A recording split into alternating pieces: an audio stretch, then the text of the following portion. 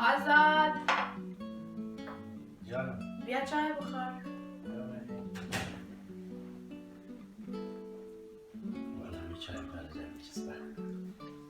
امروز روزم نداریم دیگه خرشن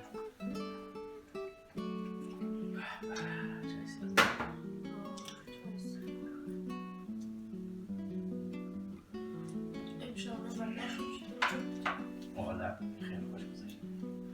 جایت خالی مگر یک چی من خواب نرفت چرا؟ بنده خدا از 4 طرف پوف یک رقم خور بود که به خدا یادم چی می پیش نشد از یک سو صدای تکتر از یک سو صدای لاری کلی بچه ها خورخور میکن در بین اوقا یک ما خورخور نمید یک حاله بود که چیم پیش نفرستیم تا صبح